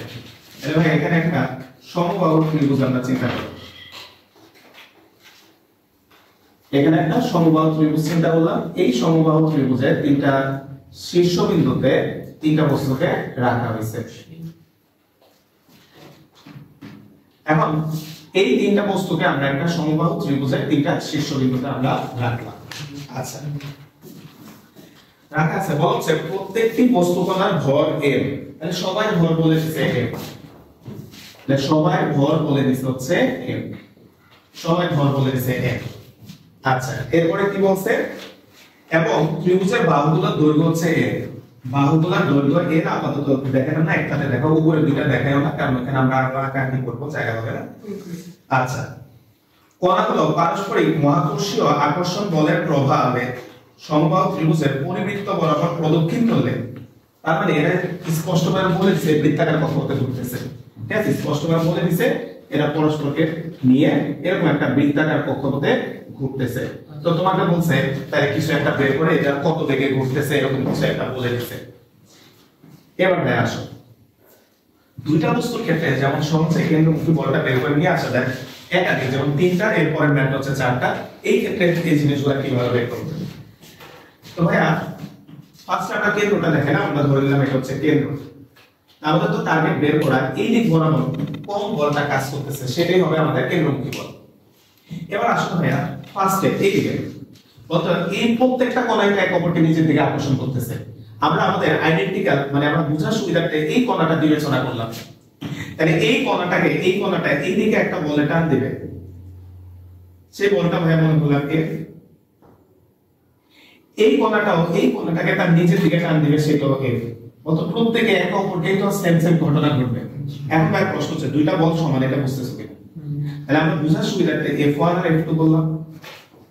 তাহলে আমরা মহাকর্ষ বলটা যদি লিখি মহাকর্ষ বল আস্তে আস্তে আগে মহাকর্ষ বল F1 ইকুয়াল হচ্ছে F2 সমান হচ্ছে G M N divided by L square. দেখো এই লাইনটা বুঝো কিনা, কারণ প্রত্যেকটা বাহুর দৈর্ঘ্য কত করে বলছিল L। এর বলতে এই দুটো কোণের মধ্যকার ডিসটেন্স কত L, এই দুটো কোণের মধ্যকার ডিসটেন্স কত L, তাহলে G M N by R square এর জায়গায় চলে আসলো কত L স্কয়ার। তাহলে এখান থেকে আমরা লাইনটা একটু সাজাই নিই, G M square by L square. আগের অঙ্কটা সহজ হয়েছিল ভাই, এই বলটা কিন্তু কেন্দ্র বরাবর চলে আসছে, কিন্তু আমরা ছবিতে দেখতে পাচ্ছি এই বলটা কেন্দ্র বরাবর আসেনি। এখন অঙ্কটা সহজে করা যায়, বাট আমি সহজটায় যাব না, সহজটায় না যায় আরেকটা কনসেপ্টে যাব। ওইটা গেলে তুমি যেমন সহজটায় গেলে তুমি খালি তিনটারই পারবে, কিন্তু আরেকটা প্রসেস আছে ওইটা গেলে তিনটা কেন 100টা দিলেও তুমি পারবে। সেটা কি ভাই? সহজটা আগে বলি। সহজটা হচ্ছে ভাইয়া F1 এদিকে কাজ করতেছে, F2 এদিকে কাজ করতেছে, দুইটা বলই যেহেতু সমান তাহলে লব্ধি কোণ দিকে আসবে ঠিক মাঝ বরাবর, মানে কেন্দ্রের দিকে চলে আসবে। তার মানে কেন্দ্রমুখী বলটা হচ্ছে লব্ধি বলটা।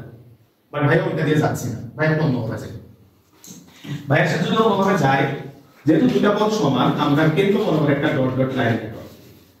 অর্থাৎ আমাদের কোশ্চেনে স্পষ্ট করে বলে দিয়েছে এটা একটা সমবাহু ত্রিভুজ। তাহলে ভাইয়া এই পাশের অ্যাঙ্গেলটা 30 ডিগ্রি, আমরা উপাংশ দিয়ে যাব। তাহলে কি হবে কত, তুমি তো একটা দুইটা বস্তু আছে দেখে লব্ধি সহজে বের করে ফেললা যে লব্ধি কেন্দ্র বরাবর তৈরি হচ্ছে, লব্ধিটা কেন্দ্রমুখী বল।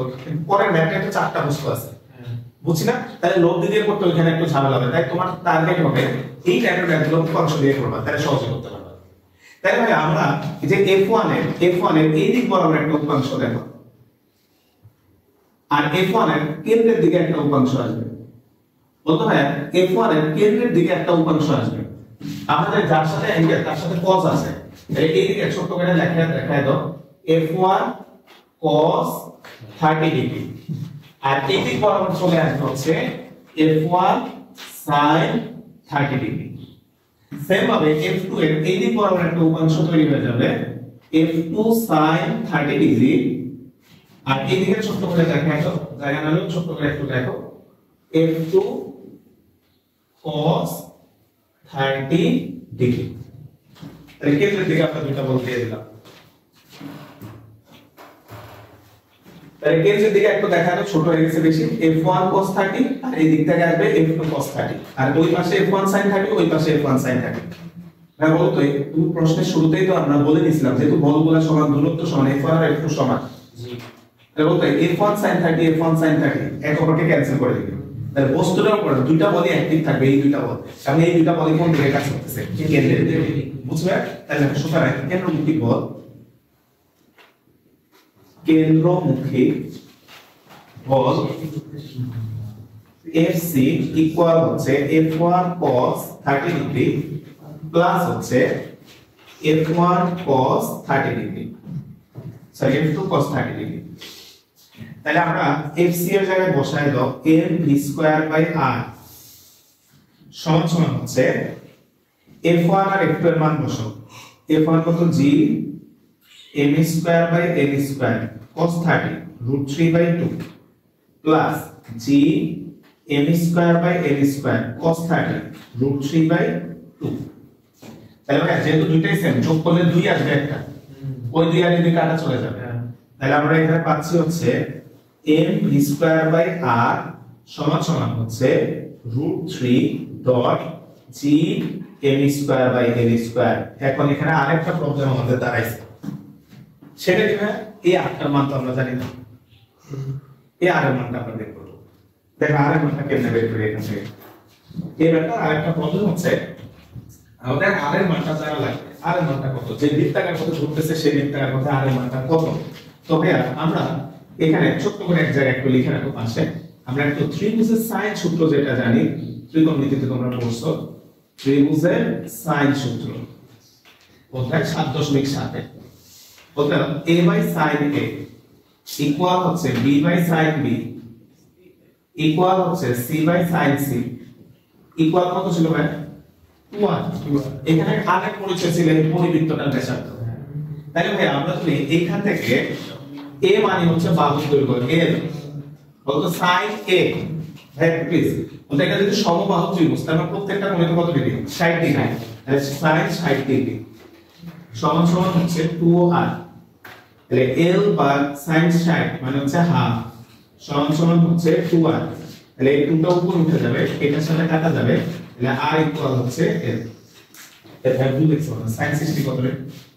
√3/2। তাহলে এই টুকু কাটা যাবে, তাহলে r ইকুয়াল আসবে l/√3। এটা একটু সাইডে দেখা যাবে। দেখো এই ম্যাথগুলো প্র্যাকটিসে না থাকলে আমাদের ভর্তি পরীক্ষা রিটেনে এগুলো চলে আসে না, কিন্তু আটকে যাবে।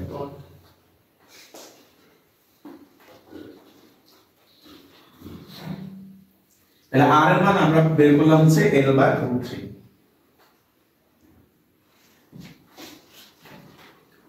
আসলে আমরা মানগুলো বসাই এবার। এই জায়গায় মানটা বসাও। আচ্ছা একটা টাইম কাটা যাবে না? তাহলে এখানে আমরা পাচ্ছি v²/r সমান সমান হচ্ছে gm/l²। তাহলে মান বলো v²/r, r মানে হচ্ছে l/√3 সমান হচ্ছে gm/l²। তাহলে একটা কাটা যাবে, √3 টা উপর উঠে যাবে, তাহলে √3 v²।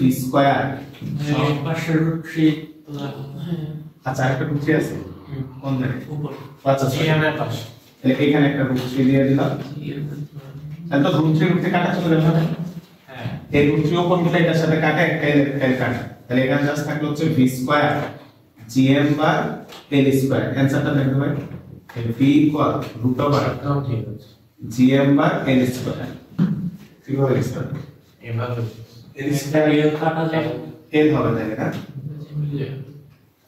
এর পাশে একটা তাহলে তোমাকে যে বস্তুগুলা করতেছিল ভাইয়া ওই বস্তুগুলা বেগ জিজ্ঞেস করছে, তাহলে বস্তুটা বেগ দিয়ে আসলাম √gm/l। ইন্ডিয়ান ম্যাথগুলোতে সাধারণত ওরা মান খুব কম বলে, ঠিক আছে? এইভাবে অ্যান্সারগুলো থাকে। যেমন এই ম্যাথটা তো মান থাকে, আর আমাদের দেশে আসলে মান দিয়ে তুমি বসে রাখো একবার কত থেকে করতেছে।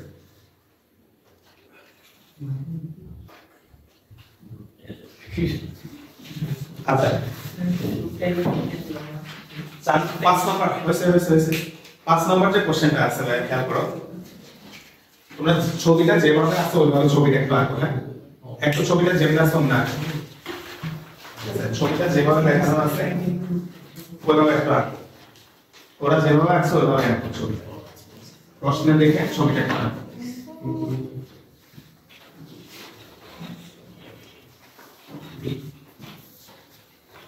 Question number 5।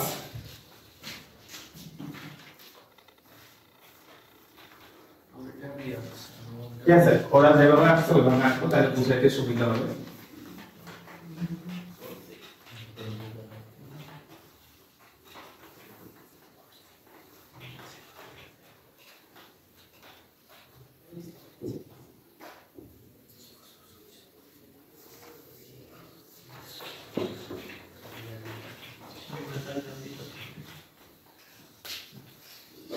আচ্ছা এদিকে খেয়াল করো, এদিকে তো তারা যে প্রশ্নটা বলছে ভাই বাংলায় সহজে বলি, তারা যে প্রশ্নটা বলছে ভাই বাংলায় সহজে বলি, তারা বলছে সমান হরের চারটা বস্তু, একটা বর্গ আছে যে বর্গটার বাহুর দৈর্ঘ্য a, বর্গটার বাহুর দৈর্ঘ্য তারা বলছে এরকম একটা বর্গের চারটা কৌণিক বিন্দুতে থেকে একটা পরিবৃত্ত বরাবর বৃত্তাকার পথে ঘুরতেছে, তো বলা হচ্ছে এদের বেগ কত? প্রশ্ন বুঝছি ভাই, এদিকে ভাই প্রশ্ন বুঝছি যে আমাদের চারটা বস্তু আছে, যে চারটা বস্তুর প্রত্যেকের ভর হচ্ছে সমান, তার একটা বর্গের চারটা কৌণিক বিন্দুতে আছে থেকে তারা বৃত্তাকার পথে ঘুরতেছে, বলছে এদের বেগ নির্ণয় করো। এবার এই টাইপের ম্যাথগুলোর ক্ষেত্রে তুমি সবসময় একটা বস্তুর জন্য স্পেসিফিক ভাবে ধরে নিবা, অটোমেটিক্যালি চলে আসবে। তাহলে আমরা আগের মতো এই বস্তুটাকে ফিক্স করে দিলাম। এখন আসলে এই বস্তুর উপর কয়টা মহাকর্ষ বল কাজ করতেছে আগে সেটা একটু দেখি। অর্থাৎ ফার্স্টে এই দিক বরাবর একটা মহাকর্ষ বল তৈরি হবে, তাহলে এটার নাম দিলাম F1। এই দিক বরাবর একটা মহাকর্ষ বল তৈরি হবে, এটার নাম দিলাম হচ্ছে F2। অর্থাৎ আগের ম্যাথটা আর এটার মধ্যে পার্থক্যটা আসলে তাই আছে, ওখানে আরেকটা তৈরি হবে সোজা হবে, আর নিচের দিকে আরেকটা বল তৈরি হয়ে যাবে F3। তাহলে এই দিক বরাবর আরেকটা মহাকর্ষ বল তৈরি হবে, এটা আমরা সেন্টার দেখালাম মনে করলাম। এই দিক বরাবর আরেকটা মহাকর্ষ বল তৈরি হবে হচ্ছে F3।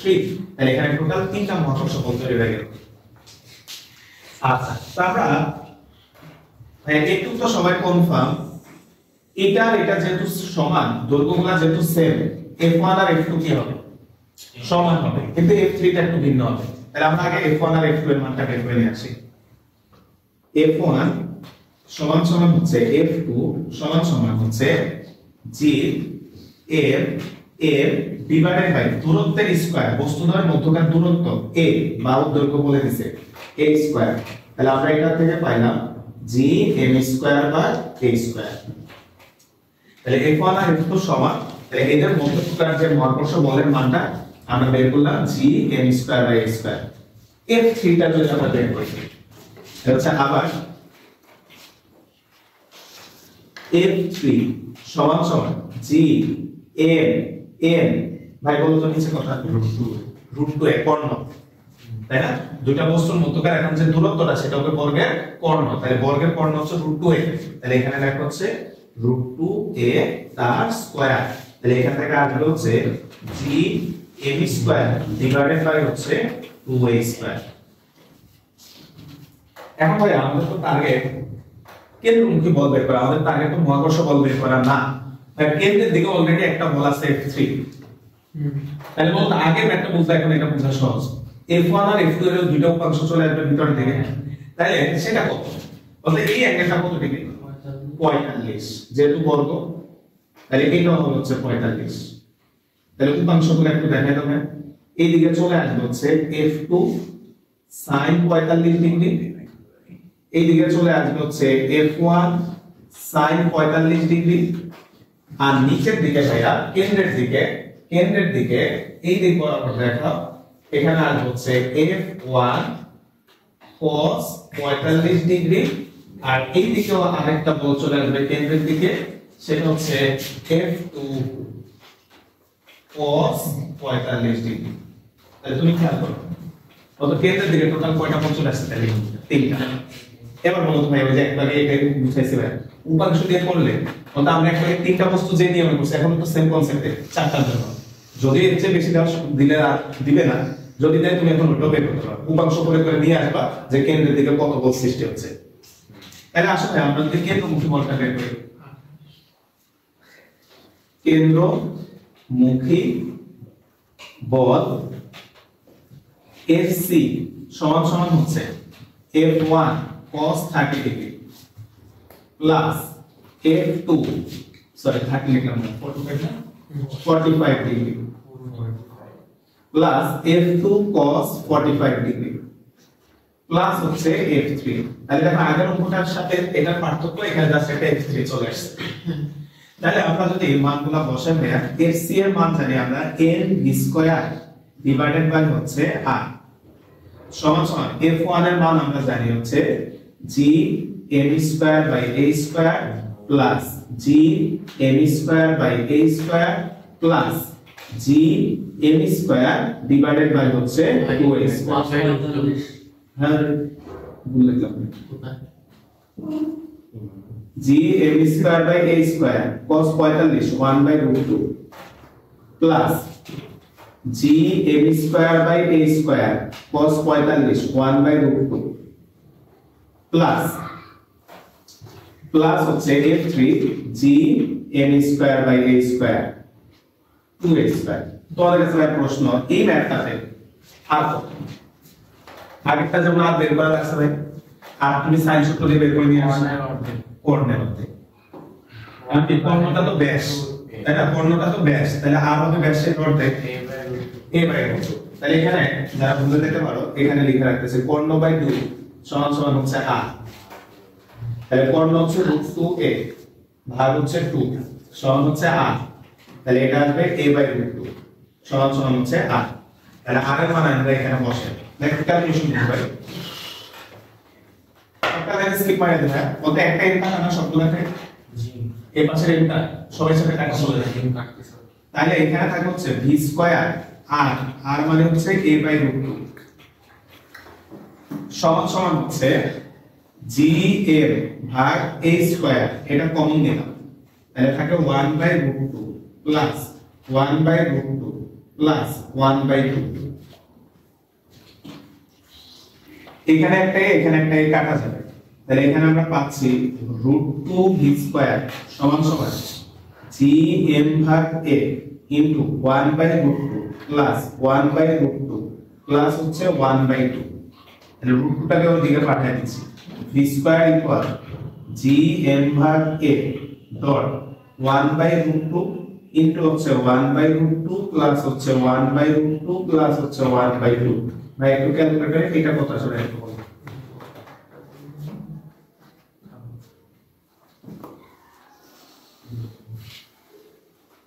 1.35 তাহলে v স্কয়ার ইকুয়াল হচ্ছে 1.35 gm/a।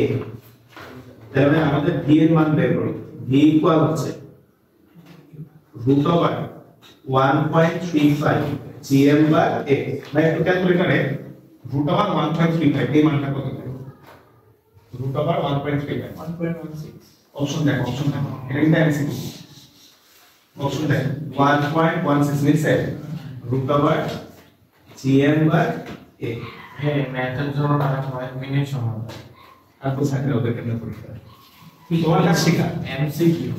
হ্যাঁ তোমার কাছে শেখা আমাদের কাছে শেখা তারা কেন পরীক্ষা দেবে তা আমাদের না আমাদের কাছে শেখা আমরা তাহলে আমি বলতেছি এগুলো আসবে এগুলো শেখার উদ্দেশ্য তোমার মাথাতে একটা অনেক করে এছাড়া কিছু না। আর কি বলতো বড় হয়ে আমাদের মতো মাথা পেঁচা পেঁচা না।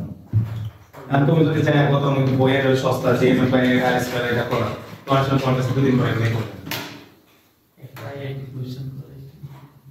ঠিক আছে। এখন তোমার কাছে সব ঠিক আছে যাও একদিন এটা দেখে পড়ে যাবো যে না বই নাও দেখি না এটা করো আর তো আরো পারবে না দেখো দেখো ভাই করে ঠিক আছে ঠিক আছে। এই যে উপরে আমার নাম ঠিকানা আছে এই বড় সেটা একটা ফেলতে এটা ফালাই দিলা দিয়ে তোমার নাম বসাই এই জন্য তোমার জন্য ভাই শিখ বানাই আছে লেটস গো ঠিক আছে। আর যে টাইপ করেছি আপনাদের একটু টাইপ করতে হবে তাই না? আসলে আমরা দেখো 6 7 8 কত একটু খেয়াল করি হ্যাঁ 6 7 8 তিনটা প্রশ্ন হয়েছে। 6 নম্বর কোশ্চেনটা পশ্চিমবঙ্গে আসছে, 7 নম্বর কোশ্চেনটা আইআইটিতে আসছে যেই, আর 8 নম্বর কোশ্চেনটা বুয়েটে 2015 বছরে আসছে সেম কোশ্চেন। তো ভাইয়া ফার্স্টে 7 নম্বর কোশ্চেনটা করাই তাহলে তোমার অঙ্ক করতে শুরু করো। লেফট কোশ্চেন নাম্বার 7 আমরা আজকে এইগুলো করে শেষ করব একই টাইপের অঙ্ক। ফার্স্ট লেফট কোশ্চেন নাম্বার 7 কি রে ভাই এদিকে বুস্টার করে না দেখো বুস্টার করে কোশ্চেন নাম্বার 7 একটু আছে। আর খুব সুন্দর একটা কোশ্চেন, এটা কনসেপ্ট অনেকটা ঠিক, একটু খেয়াল করি 7 করি তারপর হচ্ছে আমরা বইটা যেটা আছে 8 করব খেয়াল করি কি বলছে। তাহলে এটা আছে 2013 সালে আর বইটা আছে 2015 সালে সেম কোশ্চেন। বলা হচ্ছে স্থির অবস্থায় রাখা m ভরের একটা বস্তুকে স্মল m ও ক্যাপিটাল M মাইনাস m ভরের দুটি অংশে বিভক্ত করা হয়। এই দুটি বস্তু খণ্ডের দূরত্ব r, মানে বস্তু দুটার মাঝখানের ডিসটেন্স r। খণ্ড দুটির ভরের অনুপাত কত হলে এদের মধ্যে মহাকর্ষ বলের মান সর্বোচ্চ হবে। এখন জিনিসটা এরকম দেখো একটু খেয়াল করো, তোমার কাছে ক্যাপিটাল M ভরের একটা বস্তু আছে, এই বস্তুটাকে ভেঙে তুমি একটা বস্তু বানাইছো স্মল m আর আরেকটা বস্তু বানাইছো হচ্ছে capital M minus small m, দুইটা বস্তু তুমি বানাইছো মনে করো, বুঝলে? তাহলে এখন তুমি খেয়াল করো জিনিসটা এরকম না যে এখানে দূরত্বটা তুমি ফিক্স রেখে দিছো, তারা বলে দিছে দূরত্বের মান r, এই কথার মানে কি দূরত্ব ফিক্সড। মনে করলাম ক্যাপিটাল M 10 কেজি, ভাই একটু বুঝছো তাইলে অঙ্কটা সহজে বুঝাইতে পারবে। এখন দেখো তো এটা পেলে দুইটা টুকরা করছে, একটা হচ্ছে m আর একটা হচ্ছে m মাইনাস m। তাই ভাইয়া স্মল m আর capital M minus small m, তো এই ম্যাথে স্মল m যদি 1 কেজি হয় এটা কয় কেজি? 9 কেজি। স্মল m 2 এটা হবে কত? 8। তাহলে বলতো ভাইয়া এইভাবে স্মল m এর বিভিন্ন মান হবে, m মাইনাস m এরও বিভিন্ন মান হবে, তুমি প্রত্যেকটা ক্ষেত্রে এদের কি বের করতে পারবে? অনুপাত বের করতে পারবে। এখন তোমাকে জিজ্ঞেস করছে কোন অনুপাতটার জন্য এদের মধ্যকার যে মহাকর্ষ বলটা আছে এটা কি হবে? ম্যাক্সিমাম হবে। এটা তাহলে তোমাকে বের করতে বলছে, অর্থাৎ স্মল m এর মান কত হলে আর বাকিটা কত হলে, মানে সোজা বাংলায় যদি বলি এই বস্তুটাকে কিভাবে ভাগ করলে এদের মধ্যকার মহাকর্ষ বলটা কি হবে? সর্বোচ্চ হবে। তাহলে আসো তুমি মহাকর্ষ বল G M capital M minus small M vector space divided by R square. তাহলে আমরা এখান থেকে লিখতে পারি f ইকুয়াল হচ্ছে G M M minus M square divided by R square. এবার ভাই একটু খেয়াল করো, লেখা তারপর আমরা বলতেছি। এখন তোমরা যেহেতু এখনো ডিফারেন্সিয়েশন পুরাটা পড়ো নাই, ডিফারেন্সিয়েশন 9.9 এ যখন যাবা তখন হচ্ছে তোমার এই কনসেপ্টটা বা এই থিওরিটা আসবে। যেহেতু অ্যাডমিশনের কোশ্চেন এখানে তো সব মিলে আসে, তো তোমার ওই জায়গায় তুমি গেলে পাবা যে কোন একটা ফাংশনের মান যদি সর্বোচ্চ হয় বা কোন একটা ফাংশনের মান যদি সর্বনিম্ন হয় তাহলে ওই ফাংশনের ফার্স্ট ডিফারেন্সিয়েশন জিরো হয়। তাহলে তুমি একটু খেয়াল করো তো এদিকে কত, এখানে তো কোনো ফিক্সড ভ্যালু কি আছে না, তাহলে তোমাকে কোশ্চেনে বলে দিছে মহাকর্ষ বলের মান সর্বোচ্চ হবে। এই কথার মানে হচ্ছে যেহেতু মহাকর্ষ বলের মান সর্বোচ্চ হবে তাহলে এর ডিফারেন্সিয়েশন অবশ্যই কত হইতে হবে, জিরো হইতে হবে। আর প্রশ্নটা হচ্ছে ডিফারেন্সিয়েশন তো করতে হবে কোন একটা কিছু সাপেক্ষে, আর এর সাপেক্ষে স্মল এম এর সাপেক্ষে ক্যাপিটাল এম এর সাপেক্ষে কোন স্মল এম, আর এই ম্যাপটা টোটালি ডিপেন্ড করতেছে স্মল এম এর উপর। কারণ স্মল এম এক হলে বাকিটা হচ্ছে 9, স্মল এম 2 হলে বাকিটা হচ্ছে 8, ক্যাপিটাল এম তো ফিক্সড ভাই ওটা 10 টাকা মনে করো। তার মানে এখানে ভেরিয়েবল বা চলকটাকে ভাই স্মল এম। আবার দূরত্ব কোশ্চেনে বলে দিছে 8 দূরত্ব এদেরকে রাখবা সব সময়, তার মানে দূরত্ব ফিক্স, তাহলে এখানে ভেরিয়েবলটাকে অ্যাকচুয়ালি স্মল এম ফিক্স কি হবে বুঝছেন? না বড় এমটা ফিক্স কি হবে, বড় এম তো বস্তুর ভর, এটাকে তো ভাঙিয়ে দুইটা বানাইছে, তার মানে এই বস্তুটা তো ফিক্স না। তাহলে লেখা একটু বাংলা লেখো। এখন মহাকর্ষ বলের মান সর্বোচ্চ হবে, এখন মহাকর্ষ বলের মান সর্বোচ্চ হবে, এখন মহাকর্ষ বলের মান সর্বোচ্চ হবে যদি যদি এই যে তারপর বোর্ডে ভাই লিখতেছে যদি dm by dm b small m equal 0 হয়, যদি dm বাই dm ইকুয়াল 0 হয়। আপাতত যারা ডিফারেন্সিয়েশন এখনো পড়ো না আপাতত এটা একটু মুখস্থ রাখো যে যে কোন একটা ফাংশনের মান সর্বোচ্চ হতে হলো ফার্স্ট ডিফারেন্সিয়েশন 0, সর্বনিম্ন হতে হলো ফার্স্ট ডিফারেন্সিয়েশন 0। কখন সর্বোচ্চ কখন সর্বনিম্ন কেমনে বের করে এগুলো বাকিগুলো ম্যাথ করতে হবে। তাহলে এখান থেকে আমরা আসছি, তাহলে একটা সূত্র আছে dm বাই dm ইকুয়াল হচ্ছে 0 বা d dm অফ f এর মান বসায় হবে g m m minus m square divided by হচ্ছে r স্কয়ার ইকুয়াল হচ্ছে 0। খেয়াল করো আমরা f এর মানটা বসায় দিছি, তোমরা সবাই ডিফারেন্সিয়েশন আসলে টুকটাক পারবে। তাহলে আমরা ভেরিয়েবল যেহেতু স্মল m g এবং r স্কয়ার এগুলো ধ্রুবক, এদেরকে বের করে নিয়ে আসলাম, ঠিক আছে? এদেরকে বের করে নিয়ে আসো, g বাই r স্কয়ার এখানে বের করে নিয়ে আসলাম, তাহলে এখানে থাকবে d dm m m minus m square equal হচ্ছে 0। কত ভাই এই রাশিটা যদি ওই পাশে পাঠায় দাও 0 না, তাহলে এখানে থাকে কত থাকবে d dm of m m minus m square equal 0। ভাই একটু ডিফারেন্সিয়েশন সবাই পারো, ফার্স্টে এটা ডিফারেন্সিয়েট করো, কত হবে m ক্যাপিটাল m, তারপরটা এটা ডিফারেন্সিয়েট করলে 2m ইকুয়াল হচ্ছে 0, তাহলে ক্যাপিটাল m ইকুয়াল হচ্ছে 2m। তাহলে খেয়াল করো চাইছি যে এবার বাকিটা প্রশ্ন অনুসারে সাজাবো।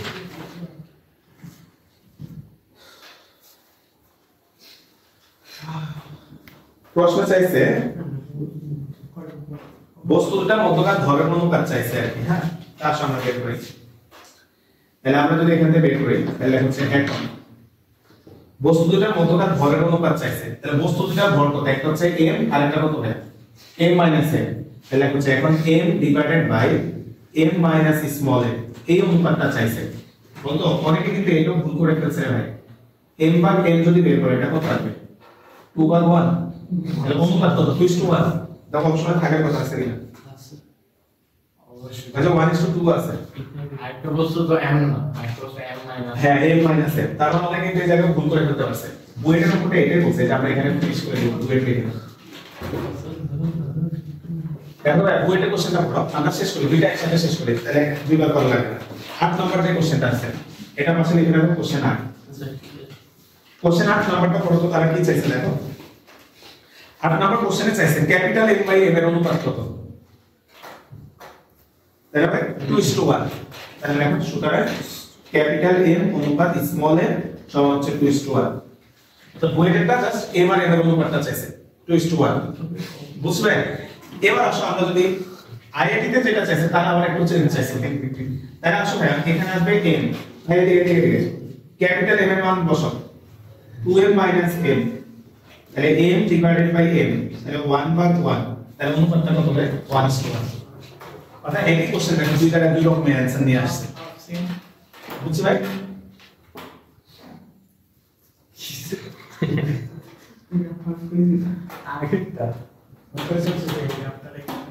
বুঝছি এটা ভাই? তাহলে আমরা দুইটা কোশ্চেন একসাথে সলভ করলাম, দুইটা একই প্যাটার্নে, দুইটার অ্যানসার দুই রকম। আচ্ছা আমরা লাস্ট 6 নাম্বারটা একটু বুঝাই দিবা। Lab question number